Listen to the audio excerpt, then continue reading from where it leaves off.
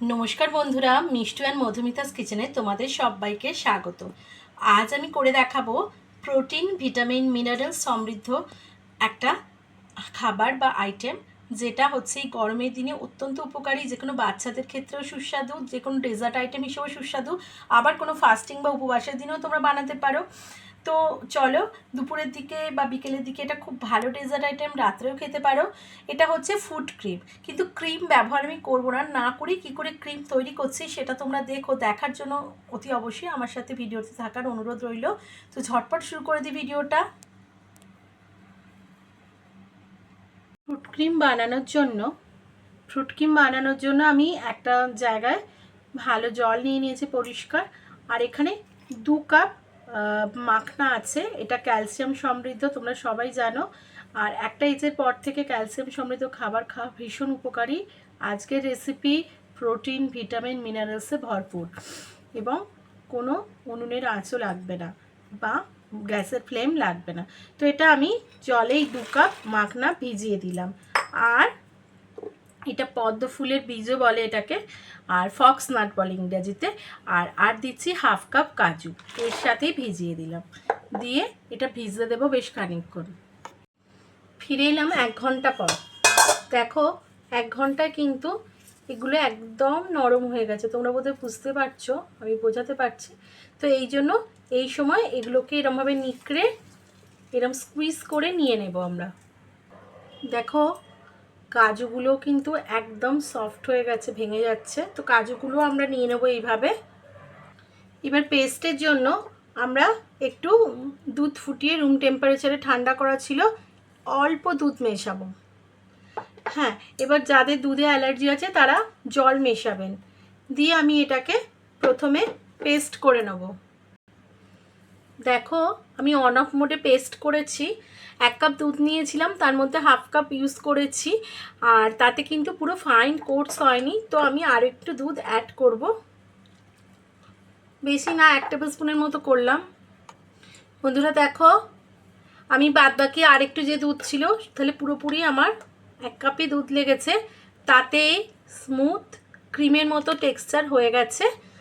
তো এবার তোমরা এই লিকুইডটা কতটা চাইবে, আমার মনে হয় এটা ঠিক আছে একদম আমার ক্ষেত্রে, কারণ ফ্রুটসের সঙ্গে তাহলে লাগবে। আর দেখো আমি এই ফ্রুটসগুলো কেটে নিয়েছি। আমি পেয়ারা নিয়েছি, ব্যানানা বা কলা নিয়েছি, আপেল নিয়েছি, আঙুর নিয়েছি, কিশমিশ নিয়েছি, আর কাজু তো বাটাই আছে। আমি পামকিন সিড নিয়েছি বা কুমড়ো বীজ, আর বেদানা নিয়েছি। বন্ধুরা আমি একটা বাউল নিয়ে নিয়েছি বা বাটি নিয়ে নিয়েছি বড়, এবং তাতে সব ফ্রুট ঢেলে দেব।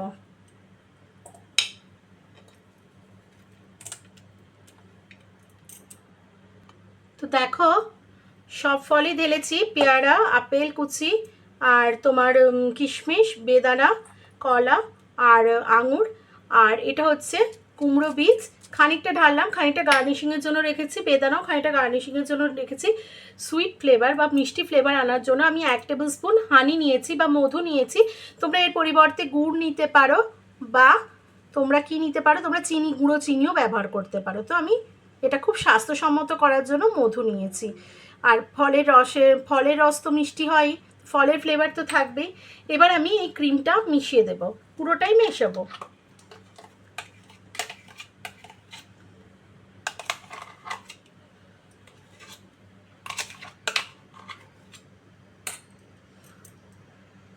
এবার আমি একটা স্প্যাচুলার সাহায্যে এটা মিক্স আপ করে নেব।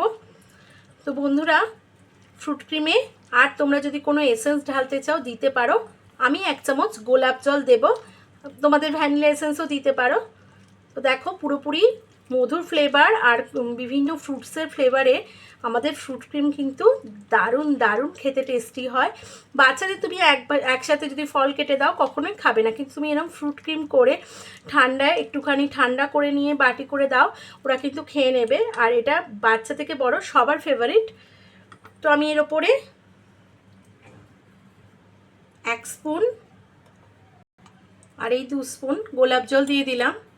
এটা সম্পূর্ণ অপশনাল, তোমাদের ইচ্ছে না হলে দেবে না। এমনি মধু বা সমস্ত ফলের ফ্লেভারেই এটা দারুণ খেতে হয়। এবার একটু ঠান্ডা করে নেব, আর এর উপরে একটুখানি সাজিয়ে দিই।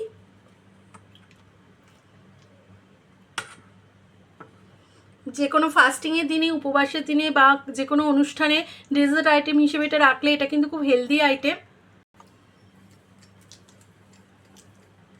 গার্নিশিংয়ের জন্য আমি এটা দিয়ে দিলাম, আর দিলাম বেদানা।